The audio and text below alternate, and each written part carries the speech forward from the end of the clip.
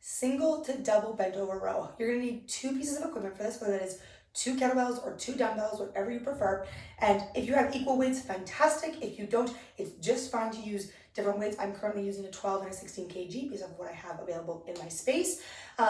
Just make sure that if you're doing it the way that I'm doing it, that you swap sides every round so that both sides get to work with equal, the lighter or the heavier weight. All right, so bent over row position. You're gonna plant your feet on the outsides of your kettlebells or your dumbbell, and you're gonna push your hips right back. Abs are gonna fire on, and I want you to think in a bent over row, nipples to the ground, versus here, if you're in that that little bit of that raise and you're sitting at this angle, you're gonna get more likely up into the upper traps and struggle to keep it down into the low trap and into the lats. So I want you to focus on keeping yourself down to the ground. You can do 1 row at a time. So 1 row down, other row down, and both pull together.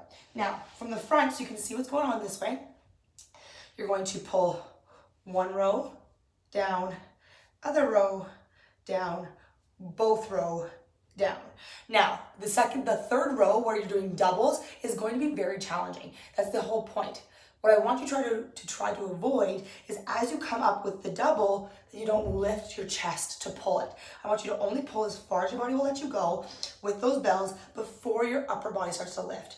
The last thing I want to say about this to make sure that you are in the right position is making sure that when you come up in your row, that you are not sliding past your ribcage with your hands. Your elbows sweep past the ribcage and your pinkies aim for right into your groin, right where your hip flexors meet and that fold in your hips is. That's what I want you to reach for. So that's going to keep you right in the correct position in between the shoulder blades rather than up into the neck. All right, that is your single to double bent over row.